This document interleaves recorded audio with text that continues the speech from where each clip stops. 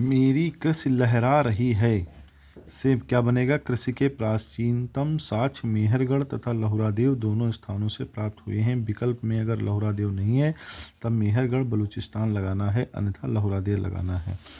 बागौर आदमगढ़ मध्य प्रदेश में। बागौर कहाँ? राजस्थान में। आदमगढ़ मध्य प्रदेश में। मध्य पाषाणकालीन सभ्यता स्थल हैं, यहाँ से पशुपालन के साक्ष्य मिले हैं।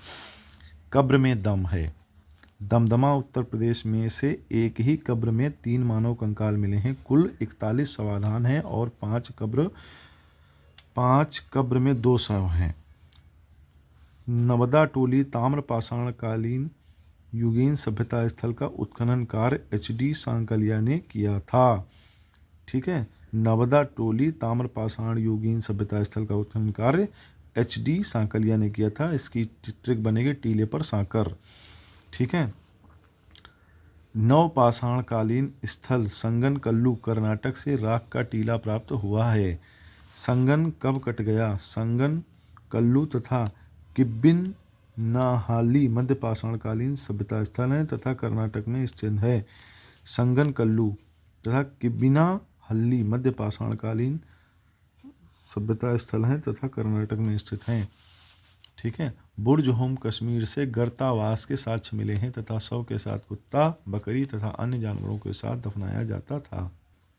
मेजा सभ्यता स्थल मध्य पाषाण काल से संबंधित है। यह प्रयागराज जनपद में स्थित है। यहाँ से मिट्टी के बर्तन तथा मिट्टी की झोपड़ी प्राप्त हुई है। मध्य पाषाणकालीन सभ्यता स्थल महदहा प्रतापगढ़ उत्तर प्रदेश में स्थित है। यहाँ से गर्त, चूल्हा, सींग, हड्डी के आभूषण मिले हैं। मध्य पाषाणकालीन सभ्यता स्थल दमदमा प्रतापगढ़ उत्तर प्रदेश में स्थित हैं। यहाँ से गर्त, चूल्हा, हड्डी के आभूषण व औजार मिले हैं। मध्य पाषाणकालीन स्थल दमदमा सराय नाहर महदहा उत्तर प्रदेश के प्रतापगढ़ जनपद से 15 किलोमीटर दूर गुखरू झील के किनारे हैं। महत्वपूर्ण तथ्य की बात करें, गुफ्फाराल सभ्यता स्थल जम्मू कश्मीर में तथा कुनाल सभ्यता स्थल हरियाणा में स्थित है तथा यहाँ से गर्तावास के साक्ष्य मिले हैं। ताम्र पाषाण युग को चाल कोथलिक युग भी कहा जाता है। ताम्र पाषाण युग को चाल कोथलिक युग भी कहा जाता है। भीम बेटिका गुफाओं के शैल चित्रों और शैलाश्रयों के लिए प्रसिद्ध है। गैरिक मृदभांड पात्र OCP का नामकरण हस्तिनापुर में हुआ था। भारत में मानव का सर्वप्रथम साक्ष्य मध्य प्रदेश में नर्मदा घाटी के हाथी नौरा से स्थान से प्राप्त हुआ है। नेवासा प्राचीन सभ्यता स्थल महाराष्ट्र में स्थित है। नेवाचा प्राचीन सभ्यता स्थल महाराष्ट्र में स्थित है। ईशमपुर प्राचीन सभ्यता स्थल कर्नाटक में स्थित है। मानव द्वारा सर्वप्रथम प्रयुक्त अनाज जौ था। रॉबर्ट ब्रूस फुल्ट ने पहली बार चेन्नई के पास पल्लावरम में पुरा पाषाण काल के औजारों, हाथ की कुल्हाड़ी की खोज की। भारतीय पुरातत्व सर्वेक्षण विभाग का जनक अलेक्जेंडर कनिंघम को कहा जाता है। धातुओं में सबसे पहले प्रयोग तांबे का हुआ था। महाराष्ट्र में मृतक को उत्तर से दक्षिण दिशा में रखा जाता था तथा दक्षिण भारत में पूर्व से पश्चिम दिशा में। महाराष्ट्र में मृतक को उत्तर से दक्षिण, ठीक, और दक्षिण भारत में पूर्व से पश्चिम रखते हैं। 200 का कुल नारी भित्त चित्र बाघ गुफा अजंता में है। चित्रकला के 6 अंगों का वर्णन कामसूत्र में वात्स्यायन ने किया है। पैसरा सभ्यता स्थल बिहार में है।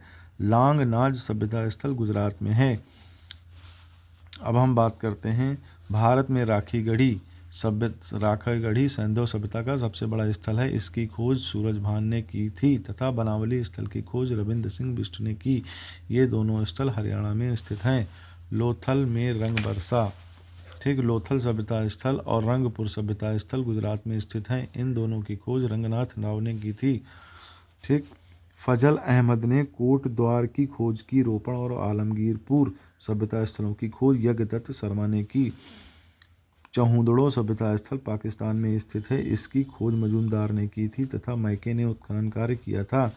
मार्शल मैके तथा रंगनाथ राव के अनुसार सिंधु सभ्यता बाढ़ से नष्ट हुई थी। ठीक है, मार्शल मैके तथा रंगनाथ राव के अनुसार सिंधु सभ्यता जो है बाढ़ से नष्ट हुई थी। ऑरेल स्टाइन तथा अमलानंद घोष के अनुसार सिंधु सभ्यता जलवायु परिवर्तन से नष्ट हुई थी। सुरकोटदा गुजरात में स्थित है। इसकी खोज जगपति जोशी ने की थी। यहाँ घोड़े की अस्थियों के अवशेष मिले हैं एवं कलश समाधान में 100 को बैठाकर समाधि लगा दी जाती थी। कालीबंगा राजस्थान में स्थित है। काली चूड़ियाँ, जुता हुआ खेत, अग्निकुंड, विभिन्न पशुओं की मोहरें तथा तोल के बाँट कालीबंगा से प्राप्त हुए हैं। धौलावीरा सभ्यता स्थल गुजरात राज्य में स्थित है। इसकी खोज जेपी जोशी ने की तथा इसका उत्खनन कार्य रविंद्र सिंह बिष्ट के नेतृत्व में हुआ। यहाँ उन्नत जल प्रबंध प्रणाली है।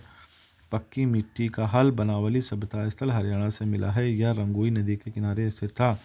तांबे का रथ तथा तांबे की सुई के साक्ष्य दायमाबाद स्थल महाराष्ट्र से प्राप्त हुए हैं। ठीक, उसके बाद सिंधु सभ्यता का उत्तरतम स्थल मांदा है।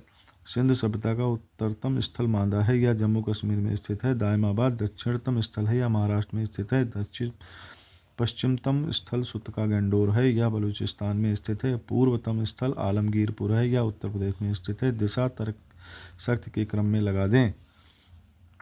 ठीक है। तांबे का कुत्ता, अग्निकुंड, युगल समाधि लोथल से प्राप्त हुए हैं। लोथल सभ्यता स्थल गुजरात में स्थित है। तांबे का कुत्ता, अग्निकुंड, युगल समाधि लोथल से प्राप्त हुए हैं। लोथल सभ्यता स्थल गुजरात में स्थित है। टिन, सीसा, चांदी, सोना, तांबा आदि धातुओं से तथा चावल से हड़प्पा निवासी परिचित थे। ठीक है। लघु हड़प्पा की संज्ञा लोथल को दी जाती है। हड़प्पा में मिट्टी के बर्तनों पर लाल रंग का प्रयोग हुआ है।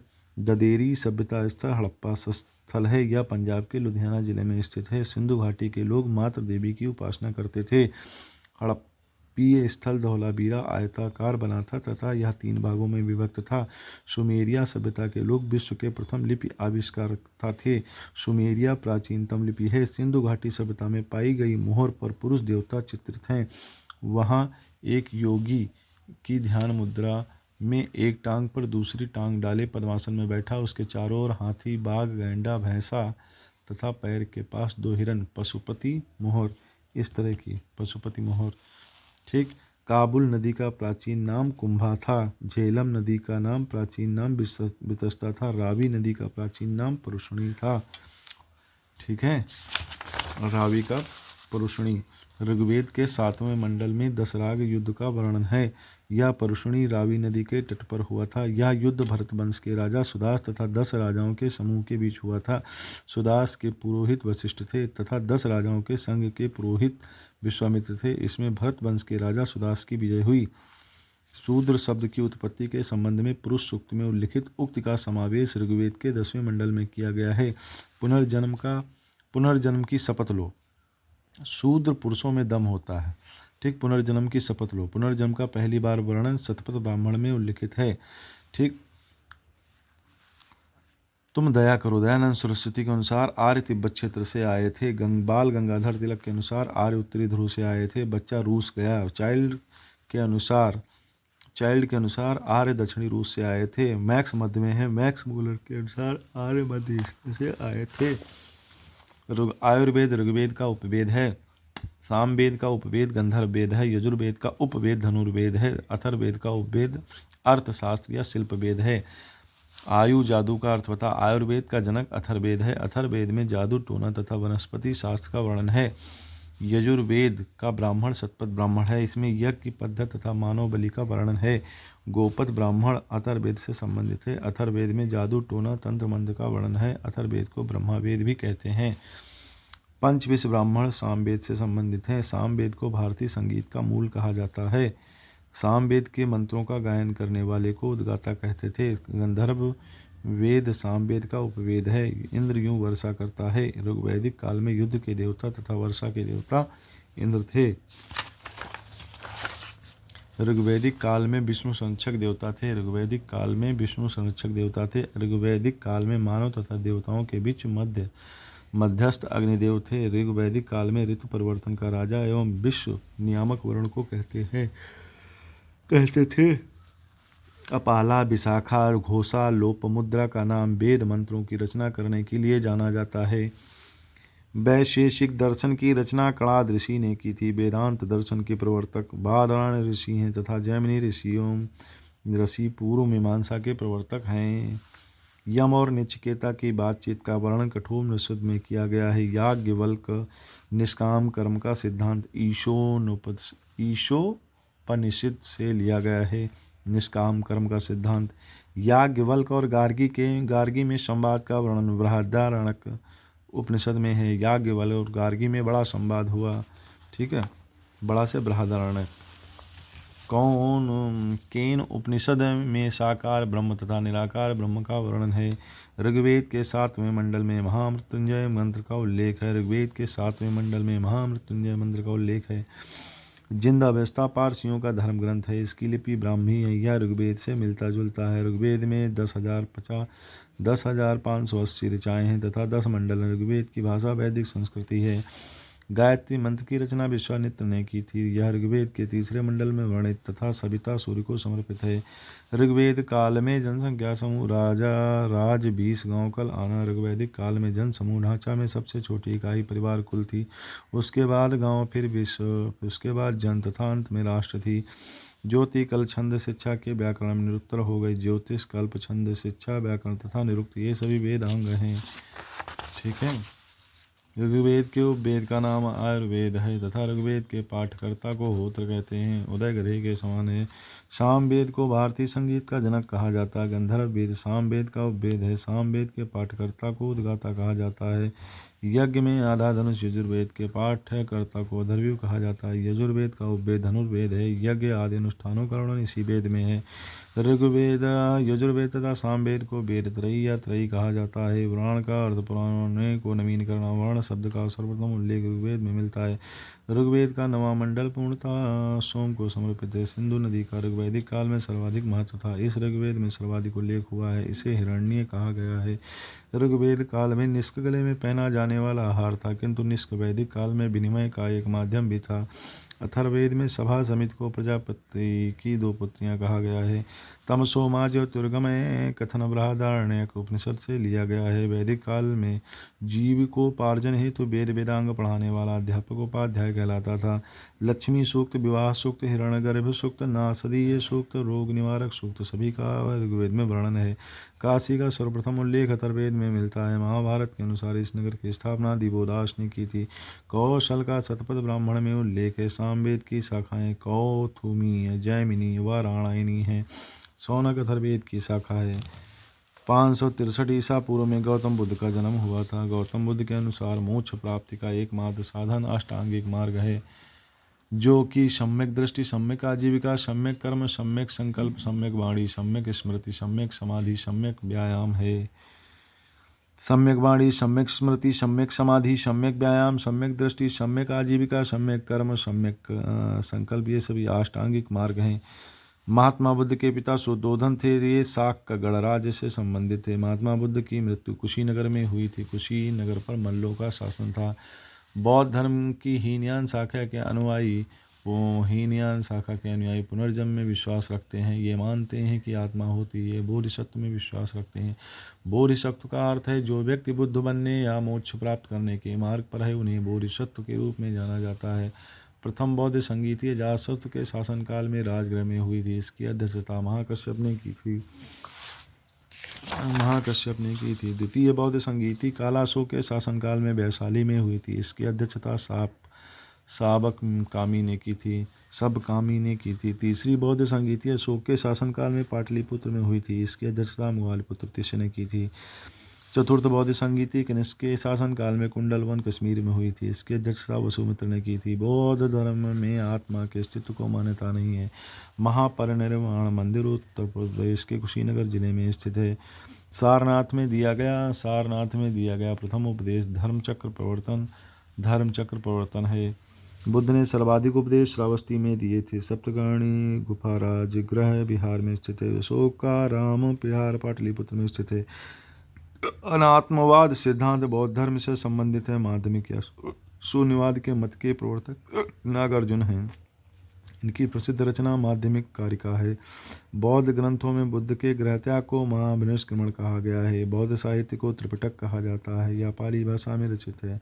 सर्वप्रथम स्तूप शब्द का वर्णन ऋग्वेद में मिलता है। बुद्ध के गुरु का नाम अलार कलाम था। महात्मा बुद्ध ने अपने उपदेश पाली भाषा में दिए। 16 महाजनपदों में बज्जी तथा मल्लगण संघ थे। सम्राट अशोक ने बौद्ध धर्म बौद्ध भिक्षु उपगुप्त के प्रभाव में ग्रहण किया था। सारनाथ का पुराना नाम मृगदाव था। महावीर स्वामी का जन्म 599 ईसा पूर्व वैशाली में हुआ था। 72 वर्ष की उम्र में इनका निधन हुआ। ये इक्ष्वाकु वंश से संबंधित थे। ये इक्ष्वाकु वंश से संबंधित थे। महावीर का जन्म वैशाली में हुआ था। इनकी माता का नाम त्रिशला था। ये लिच्छवी नरेश चेटक की पुत्री थी। महावीर स्वामी के पिता का नाम सिद्धार्थ था। ये वज्र संघ से संबंधित थे। महावीर स्वामी की पत्नी का नाम यशोदा था। यह कुंडिन गोत्र से संबंधित थी। महावीर स्वामी की पुत्री का नाम प्रियदर्शनी था। सम्यक दर्शन, सम्यक आचरण, सम्यक ज्ञान, ये तीनों जैन धर्म के त्रिरत्न हैं।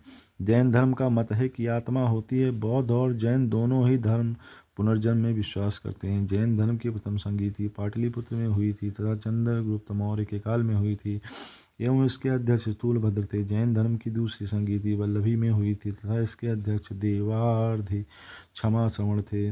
जैन धर्म के संस्थापक ऋषभ देव का प्रतीक बैल है। यह प्रथम तीर्थंकर है।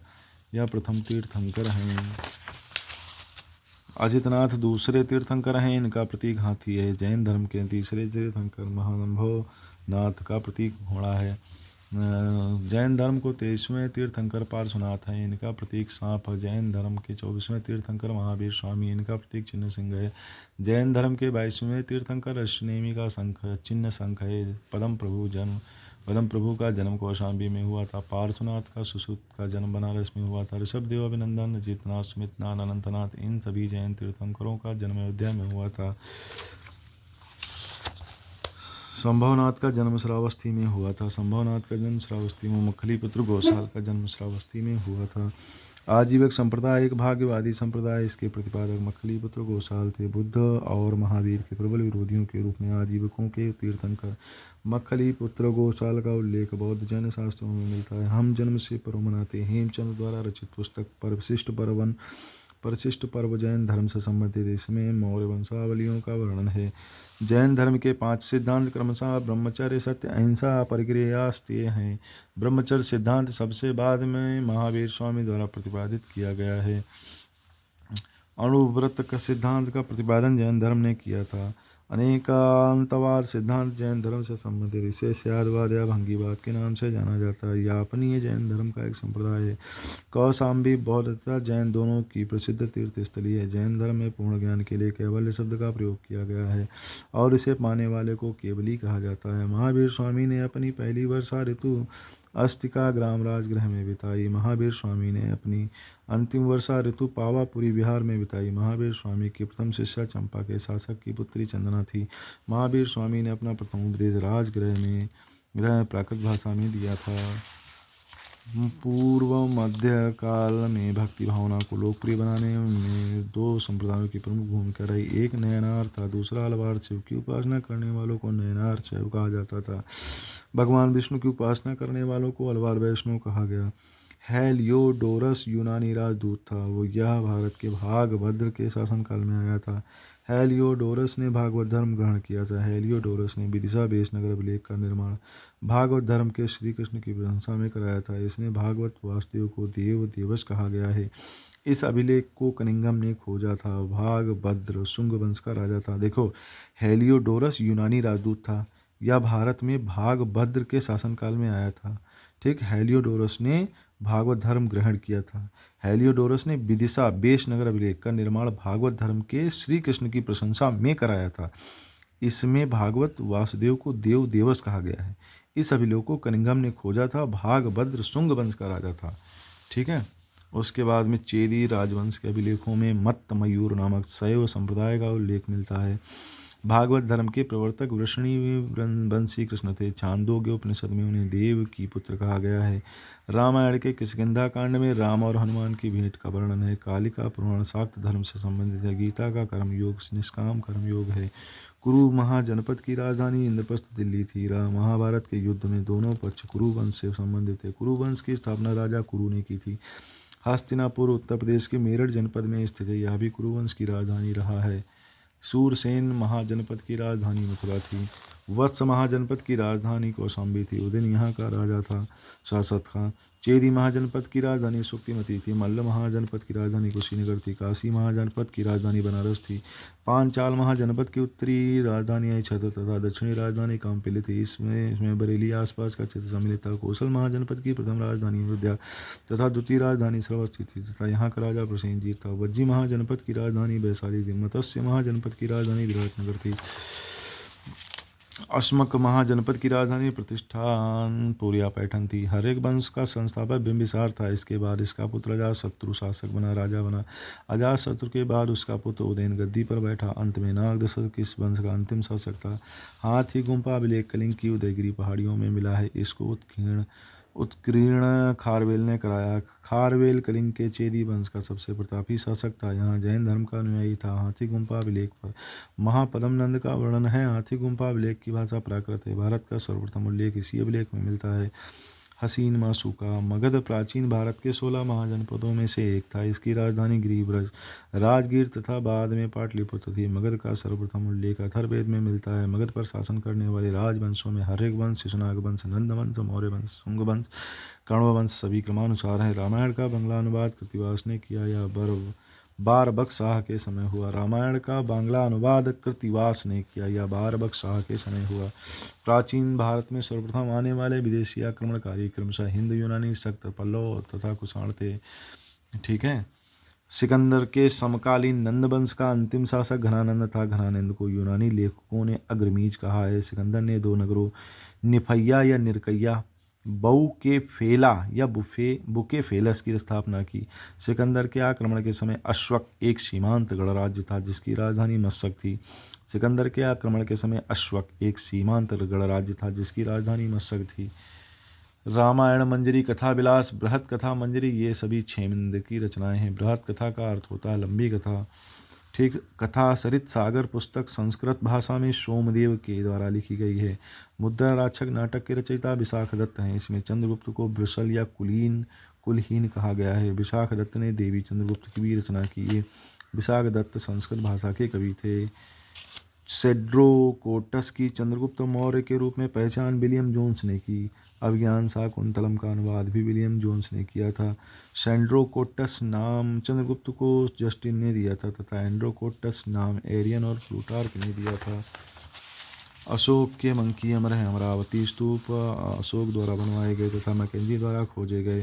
नागार्जुन कोंडा स्तूप लांगहर्ष ने खोजा तथा यह आंध्र प्रदेश में स्थित है।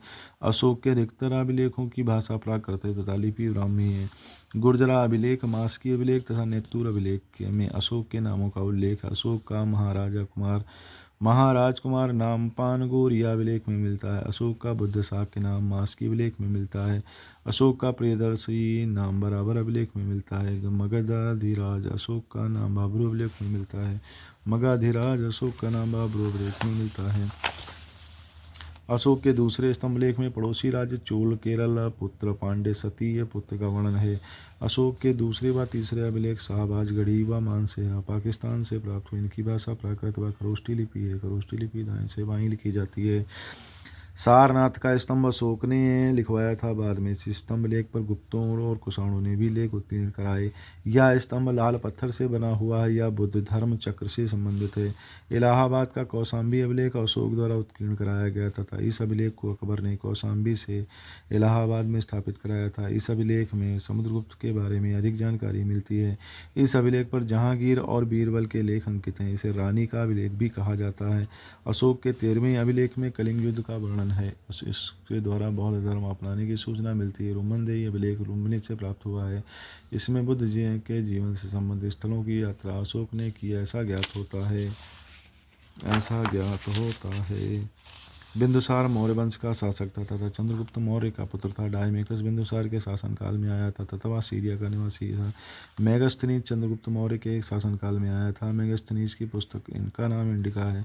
अशोक के अभिलेखों में उसके पुत्रों में एक बार पुत्र तीबर का उल्लेख मिलता है। धार्मिक एकता हेतु अशोक ने अपने शासन के 13वें वर्ष में धम्म महामात्र अधिकारी की नियुक्ति की थी। दक्षिणापथ प्रांत की राजधानी सुवर्णगिरी थी।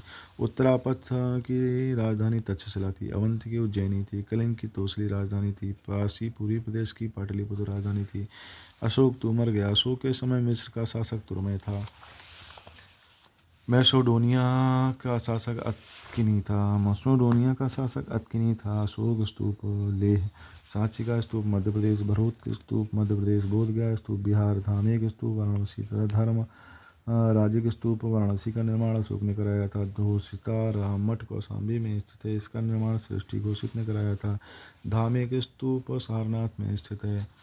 सहेत महेत स्तूप श्रावस्ती में स्थित है, जिसमें बड़ा महेत स्तूप है तथा छोटा साहेत स्तूप है। सुदामा की गुफा, विश्व झोपड़ी गुफा, कर्ण चौपाड़ गुफा तथा लोमस ऋषि गुफा, ये सभी बराबर की पहाड़ियों पर स्थित हैं। लोमस ऋषि गुफा का निर्माण दशरथ द्वारा कराया गया तथा बाकी की सभी गुफाओं का निर्माण अशोक ने कराया था। गोपी गुफा, लोमस ऋषि की गुफा, बेदथिका गुफा, बाफिया गुफा, ये सब दशरथ ने नागार्जुनी पहाड़ियों पर बनवाई। बराबर की गुफाओं का उपयोग आश्रय गृह के रूप में आजीविकों ने किया था। ठीक है। सांची के स्तूपों की खोज टायलर ने की थी। अशोक के पहले शिलालेख में पशु बलि नहीं देने इसका वर्णन है। मौर्य काल में सिक्कों के निरीक्षक को रूप दर्शक कहा जाता था। पाण्याध्यक्ष वाणिज्य का अध्यक्ष कहा जाता था। सूनाध्यक्ष बूचड़ खाने का अध्यक्ष होता था। नवाध्यक्ष जहाज रानी विभाग का अध्यक्ष होता था। लक्षणाध्यक्ष छापे खाने का अध्यक्ष होता था। अकाराध्यक्ष खानों का अध्यक्ष होता था। अमात्य मंत्री कहलाता था। सन्निधाता कोष का प्रमुख होता था। अंतपाल सेना का प्रमुख होता था। आज राजा मित्र को दुर्ग से लाएगा। कौटिल्य द्वारा मौर्य प्रशासन के लिए साप्तांग सिद्धांत दिया गया, जिसमें शासन के लिए 7 अंग दिए गए। इनको अमात्य, जनपद, राजा, मित्र, कोष, दुर्ग तथा सेना में बांटा। अमात्य को आँख, जनपद को जांग, राजा को सिर, कोष को मुख, मित्र को कान, दुर्ग को बाँह तथा सेना को दंडनायक कहा गया।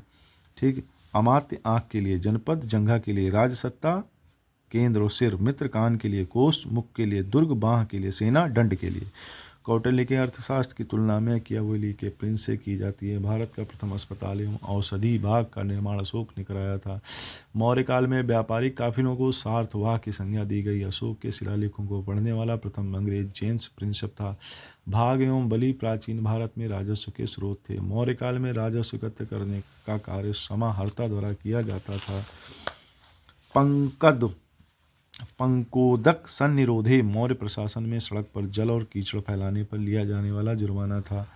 गांव के शासन को स्वायत्त शासी पंचायतों के माध्यम से संचालित करने की व्यवस्था मौर्यों ने की थी। मौर्य काल में राज की भूमि की व्यवस्था सीताध्यक्ष द्वारा की जाती थी।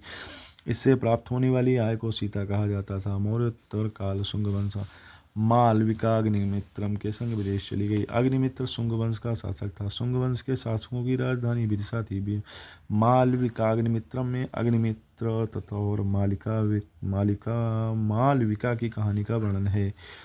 कनिष्क कुषाण वंश से संबंधित था। अश्वघोष, वासुमित्र, चरक, नागार्जुन ये सभी कनिष्क के दरबार में रहते थे।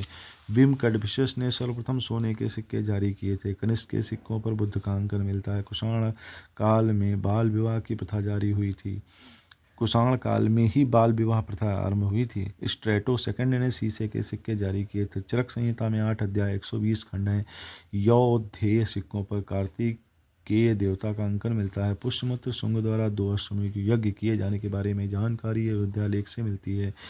पुष्यमित्र शुंग वंश का संस्थापक था तथा देवभूति अंतिम शासक था। वर्ण व्यवस्था का रक्षक गौतमी पुत्र सतकर्णी को कहा जाता है। कला की गांधार शैली कुषाणों के समय में फली फूली।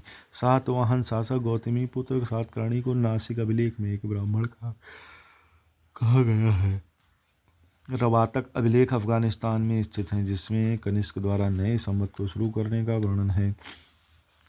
गुप्त वंश की स्थापना 240 ईस्वी पूर्व में श्रीगुप्त ने की, लेकिन कुछ किताबों में गुप्त वंश की वास्तविक स्थापना 275 ईसा पूर्व को मानते हैं। श्रीगुप्त के बाद घटोत्कच और चंद्रगुप्त प्रथम क्रमानुसार राजा बने।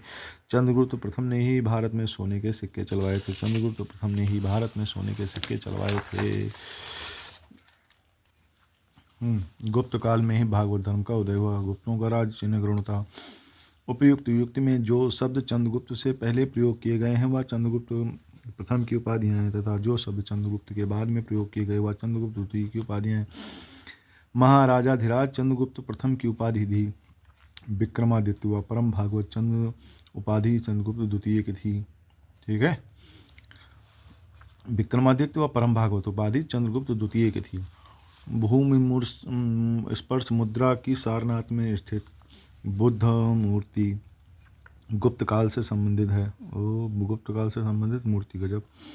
अभी बस नागसेन से मिल लो। अभिधम्म कोश के रचनाकार वसुबंधु हैं।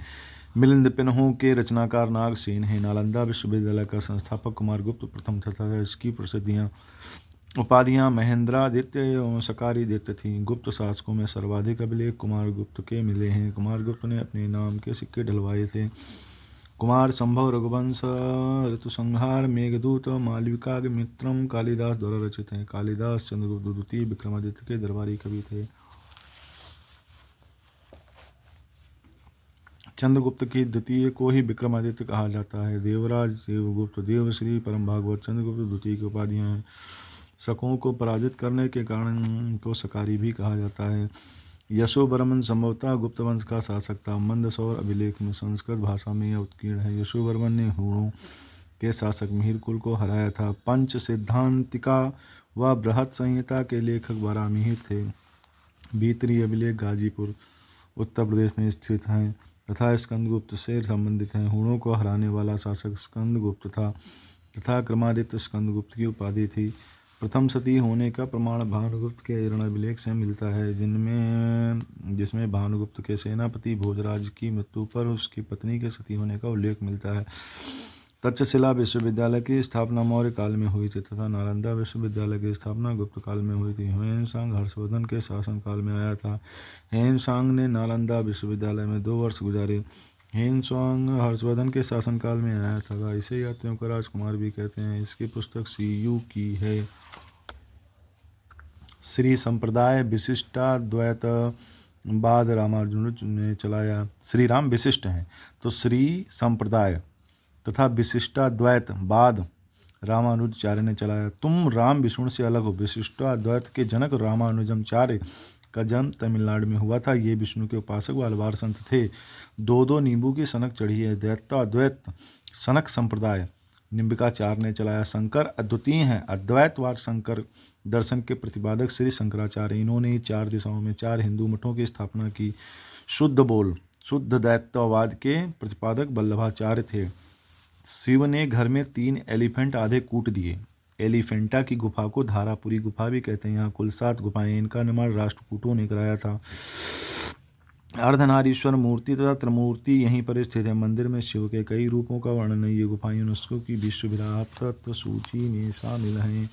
वायु पुराण में गुप्त वंश से संबंधित, विष्णु पुराण मौर्य वंश से संबंधित, मत्स्य पुराण आंधवाहन सातवाहन से संबंधित, श्रृंगेरी मठ सींग काट गए तो श्रृंगेरी मठ कर्नाटक में स्थित है। ज्योति उत्तर 2 ज्योतिर्मठ बद्रीनाथ उत्तराखंड में है।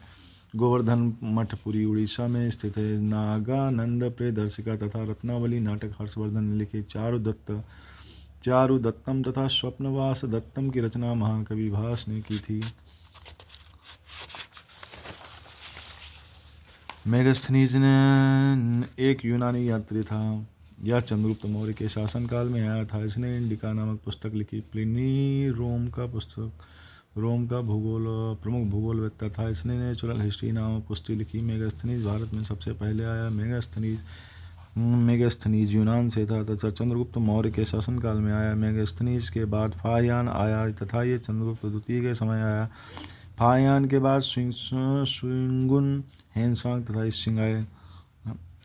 फाहियान, शुंगुन, हेनसांग और इत्सिंग चारों चीनी यात्री थे। गया ताम्रपत्र समुद्रगुप्त से संबंधित है। पृथिव्या प्रथम वीर उपाधि समुद्रगुप्त की है। दिल्ली की कुव्वत इस्लाम के प्रांगण में प्रसिद्ध लौह स्तंभ चंद्र नाम के राजा की स्मृति में है। गुप्त काल में ताम्रलिप्ति बंदरगाह उत्तर भारतीय व्यापार का प्रमुख बंदरगाह था। ताम्रलिपि पश्चिम बंगाल में स्थित है। पश्चिम भारत का प्रमुख बंदरगाह भृगु कच्छ भड़ौस था। गुप्तकालीन स्वर्ण मुद्रा को दिनार कहा जाता था। गुप्तकालीन रजत मुद्रा को रूपक कहा जाता था। गुप्त काल में भूमि राजस्व की दर उपज का 6वां भाग थी। गुप्त अभिलेखों में भूमि कर को उदग तथा भागकर कहा गया है। गुप्त काल में जिस भूमि पर खेती न की गई हो उसे अपृहत भूमि कहा जाता था। गुप्त काल में मंदिरों एवं ब्राह्मणों को जो भी भूमि दान में दी जाती थी उसे अग्रहार कहा जाता था। चारवाक दर्शन ने भारतीय परंपरा में स्वीकृत चारों पुरुषार्थों में काम को परम पुरुषार्थ माना है। गुप्त एवं गुप्तोत्तर काल में रेशम के लिए कौशेय शब्द का प्रयोग होता था। बिंदुसार के शासनकाल में अशोक ने अवंती महाजनपद जीतकर मौर्य साम्राज्य में मिला लिया तथा इसका उद्देश्य उल्लेख बुद्धघोष की समयंत समंत पासादिका ग्रंथ में मिलता है। भीमबेटका की खोजकर्ता डॉक्टर विष्णुधर वांकणकर थे। भीमबेटका के खोज डॉक्टर विष्णुधर वांकणकर थे। उदयन तथा वासदत्त की प्रेम कहानी का वर्णन भाट द्वारा लिखित स्वप्न वासदत्ता में मिलता है। उदयन कौशाम्बी के शासक थे। वासदत्ता अवंतिराज की पुत्री थी। गाथा सप्तशती पुस्तक हाल नामक राजा आंध्र सातवाहन वंशी द्वारा लिखी गई। फाह्यान चंद्रगुप्त द्वितीय के शासनकाल में आया था। गुप्त शासक चंद्रगुप्त प्रथम ने अपनी रानी कुमार देवी के साथ स्वयं की सौम्य आकृति के सिक्के जारी किए थे। बाघ की गुफाएं, सांची के स्तूप, सतपुड़ा की पहाड़ियाँ, भीमबेटका गुफाएं, खजुराहो मंदिर सभी मध्य प्रदेश में स्थित हैं। खजुराहो के प्रसिद्ध मंदिरों का निर्माण चंदेल शासकों ने कराया था। सूर्य मंदिर, जगन्नाथ मंदिर, लिंगराज मंदिर सभी नागर शैली में मंदिर हैं। सभी उड़ीसा में स्थित हैं। नागर शैली को चंदेल तथा चालुक्य राजाओं ने प्रोत्साहन दिया। अमरावती शैली में सफ़ेद संगमरमर पत्थर का प्रयोग हुआ है। बुद्ध की जातक कथाओं की चित्रकारी की गई है। सातवाहन वंश द्वारा प्रोत्साहन दिया गया है। मथुरा कला शैली में लाल बलुआ पत्थर का प्रयोग हुआ है। मूर्तियों का स्वरूप बलिष्ठ एवं स्वस्थ दर्शाया गया है। मंदिर में प्रसाद का निर्माण है या गुप्त और कुषाण वंश द्वारा प्रोत्साहित की गई है। बुद्ध की सर्वाधिक मूर्तियां गांधार कला शैली में बनी। बुद्ध की पहली मूर्ति मथुरा कला शैली में बनी है। जैन चित्रकला में पीछे का दृश्य लाल है। आंखें बड़ी बड़ी दर्शाई गई हैं। मुकुट का स्वरूप स्वर्ण कमल जैसा है। गांधार कला शैली को कुषाण वंश द्वारा प्रोत्साहित किया गया। इसमें नीले धूसर पत्थर का प्रयोग हुआ है। बालों का जूड़ा बना है। शरीर बलिष्ठ है। योग मुद्रा मूर्ति इसी की बनी है। बौद्ध चित्रकला में बुद्ध के जीवन का वर्णन है। प्राकृतिक दृश्यों का वर्णन है। धार्मिक महत्व के चिन्ह हैं। गीले प्लास्टर पर आकृति बनाई गई है। दशावतार मंदिर तथा भीतरगांव मंदिर दोनों गुप्तकालीन मंदिर हैं। दशावतार मंदिर भगवान विष्णु को समर्पित है तथा देवगढ़ ललितपुर में स्थित है। ईंटों से निर्मित होने वाला पहला मंदिर भीतरगांव मंदिर है या कानपुर में स्थित है। बेसर शैली में लाल पत्थरों का प्रयोग किया गया है। चालुक्यों द्वारा इसका विकास किया गया। बादामी का मंदिर बेसर शैली का है। लिंगायत संप्रदाय के संस्थापक अल्लम प्रभु हैं। इन्हें शैव संप्रदाय को मानने वाले अनुयायी कह सकते हैं। वचन साहित्य लिंगायत संप्रदाय का धर्म ग्रंथ है। पाली ताणा का पवित्र जैन मंदिर गुजरात के भावनगर जिले की शत्रुंजय पहाड़ी पर स्थित है। एलोरा के कैलाश मंदिर का निर्माण राष्ट्रकूटों ने करवाया था। राष्ट्रकूट वंश की राजधानी मान्यखेत थी। ब्रह्मा विष्णु महेश के मुखमंडल की मूर्ति एलिफेंटा गुफा में स्थित है। कोणार्क का मंदिर नरसिंह वर्मन ने बनवाया था। मोढेरा का सूर्य मंदिर गुजरात में स्थित है। इसका निर्माण सोलंकी वंश के राजा भीमदेव प्रथम द्वारा कराया गया था। तक्षशिला सिंधु एवं झेलम नदियों के मध्य स्थित था। विरूपाक्ष मंदिर हम्पी में स्थित है। पंचायतन शब्द मंदिर रचना शैली को निर्दिष्ट करता है। बृहदेश्वर मंदिर तथा गंगईकोंड मंदिर द्रविड़ शैली में निर्मित तमिलनाडु में स्थित हैं। बृहदेश्वर मंदिर का निर्माण चोल शासक राजा राम प्रथम ने कराया था। गंगईकोंड मंदिर का निर्माण चोल शासक राजेंद्र प्रथम ने कराया था। राजेंद्र प्रथम ने गंगईकोंड उपाधि धारण की थी। चोल साम्राज्य का संस्थापक विजयालय चोल था। चोल शासक राजा राम प्रथम ने श्रीलंका तथा आसपास के क्षेत्र विजित किया था। पल्लव वंश का संस्थापक सिंह विष्णु था। यह वैष्णव धर्म का अनुयायी था। पल्लवों की राजधानी कांचीपुरम थी। पल्लव शासक महेंद्र वर्मन ने मत्तविलास विचित्र चित्र गुणभर आदि उपाधियां धारण की। महेंद्र वर्मन ने मत्तविलास प्रहसन कृति की रचना की। महेंद्रवाड़ी तथा चित्रमेघ नामक तालाबों का निर्माण कराया।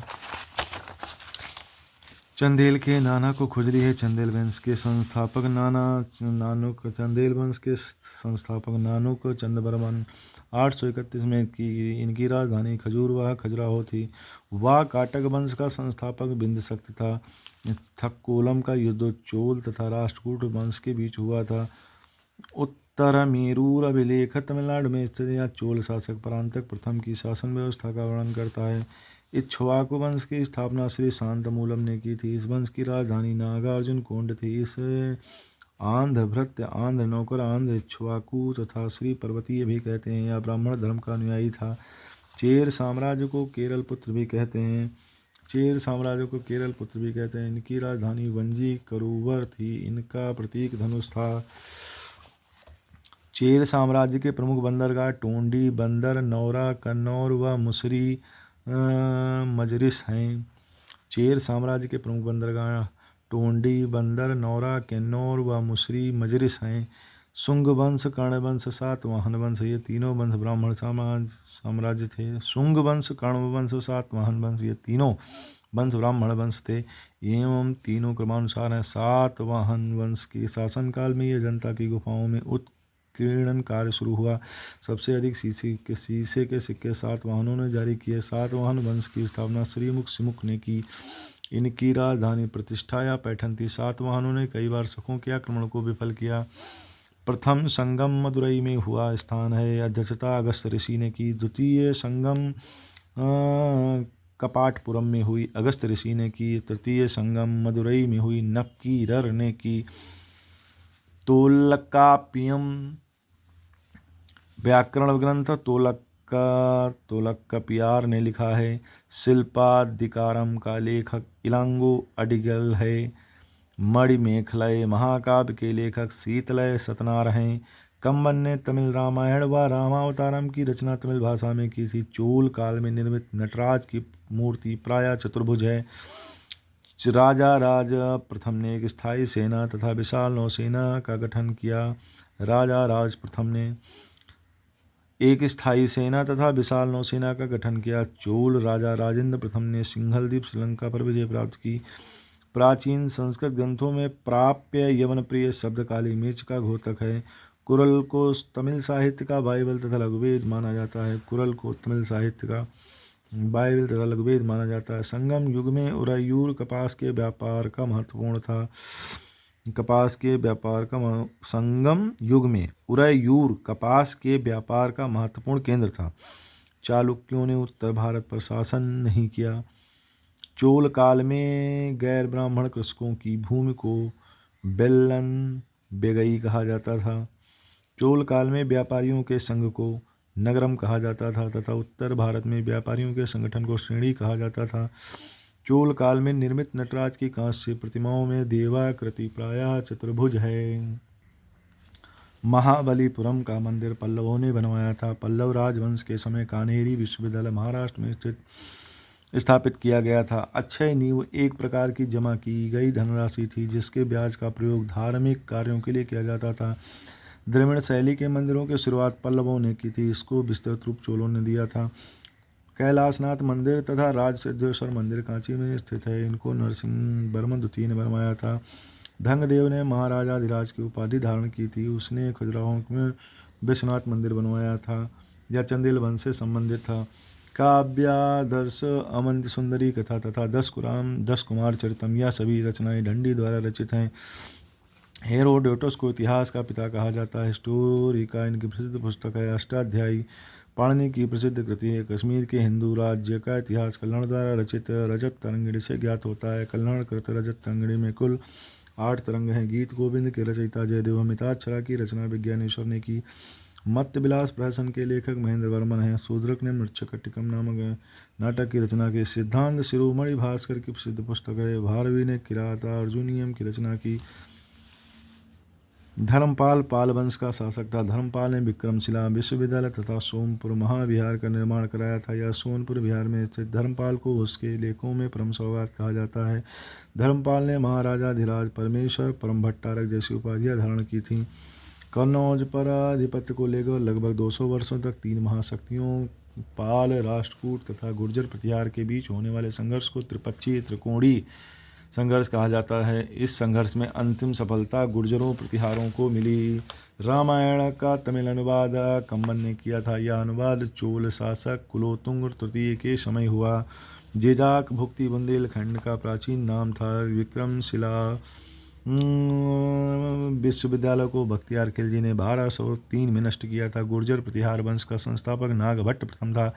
जिमूत वाहन ने दाय भाग नामक ग्रंथ की रचना की। आल्हा उदल महोबा से संबंधित है। ओदंतपुरी शिक्षा केंद्र की स्थापना पाल वंश के प्रथम शासक गोपाल ने की थी। राष्ट्रकूट वंश की स्थापना दंती दुर्ग ने की थी।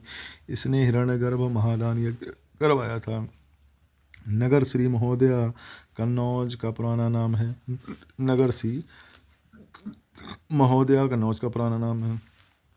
सुकरात के शिष्य का नाम प्लूटो था। प्लूटो के शिष्य का नाम अरस्तु था। सिकंदर अरस्तु का शिष्य था।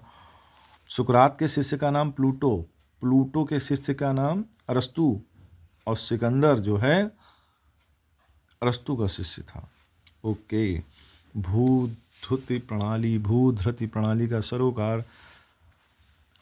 सरोकार भूमि पर किसी व्यक्ति समूह के ऐसे ऐतिहासिक या कानूनी अधिकारों के साथ कायम ग्रामीण जन समुदाय से संबंधी से है। प्राचीन भारत में भूधृत प्रणाली या वैदिक काल में इस काल में सारी संपत्ति का स्वामित्व साझा समझा जाता था, इसीलिए भूमि अनुदान वर्जित था। भूमि को यज्ञ की दक्षिणा में भी प्राप्त करना संभव था। उत्तर वैदिक काल में भूमि को निजी स्वामित्व की वस्तु समझा जाने लगा। पंचविश ब्राह्मण के अनुसार राजा को इंद्र के भाग का संग्रहकर्ता समझा जाने लगा। मनुस्मृति के अनुसार मनुस्मृति का गहरा संबंध अर्थशास्त्र से है। भूमि सबसे पहले जंगल को साफ करने वालों की होती है।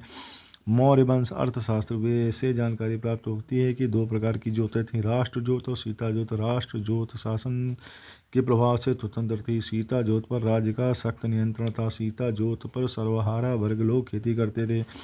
उन्हें अर्ध जीविका या आधे बटाईदार कहा जाता था। इनका फसल के केवल एक अंश पर ही अधिकार होता था। सातवाहनों की भूधृति प्रणाली भूमि प्रजा की निजी स्वामित्व की वस्तु थी। भूमि को केवल धार्मिक कार्यों के लिए दान दिया जाता था। गौतमी पुत्र सातकर्णी ने अपने प्रशासनिक अधिकार भी त्याग दिए थे। कुषाणों की भूधृति प्रणाली कुषाणों के शासनकाल में अक्षयनीवी का प्रचलन प्रारंभ किया गया। इसका अर्थ है भूमि राजस्व की नैसर्गिक संपत्ति होती है। प्राचीन दक्षिण भारत में चोलों के अधीन भू राजस्व को विभाग को पूर्ववर्तीनायिक कालम भी कहा जाता था।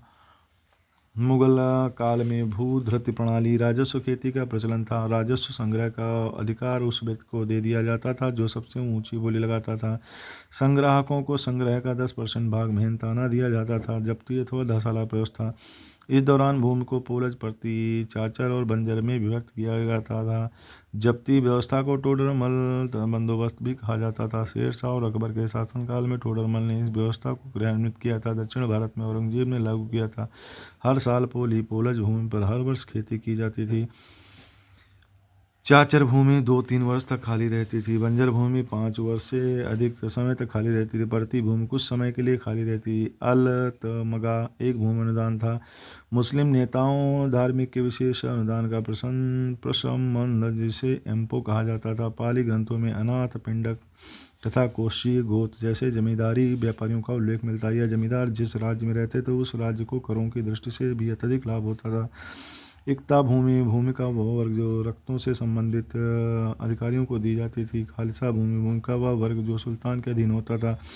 इनाम भूमि मदद ए मास के नाम से जानी जाती थी। वह भूमि धार्मिक नेतागण ही दान में पा सकते थे। पूर्व मध्यकाल में परा एक कर था जो नम भूमि से लिया जाता था। यह लगान का एक 8वां अंश होता था। शुष्क भूमि में लिया जाने वाला कर पंगुम कहता था जो लगान का 1/4 अंश होता था। बाग भूमि पर जो कर लगाया जाता था उसे संकामू कहा जाता था। निरुनी शंख पानी पर लगने वाला कर था। मोली वन हलों पर लगने वाला कर था। ग्वाले भोज कर रहे हैं। इस शिलालेख में हूण राजा मिहिरकुल के शासनकाल में बने सूर्य मंदिर का उल्लेख है। यह शिलालेख प्रतिहार वंश के शासकों की राजनीतिक उपलब्धियों और उनकी वंशावलियों को ज्ञात करने का मुख्य साधन है। यह शिलालेख विशुद्ध संस्कृत में लिखा हुआ है। इस शिलालेख में 17 श्लोक हैं। ललितादित्य कार्टोक वंश से संबंधित हैं। इन्हें मार्तंड मंदिर का निर्माण कराया तथा परिहासपुर नगर की स्थापना की। ललितादित्य को कश्मीर का सिकंदर कहा जाता है। इन्होंने चीन जीता तथा ईरान तक शासन किया। कार्टोक वंश ने जम्मू कश्मीर में शासन किया। उत्पल राजवंश की राजधानी अवंतीपुर थी। इसकी स्थापना अवंतीवर्मन ने की। कार्टोक राजवंश की समाप्ति उत्पल राजवंश ने की।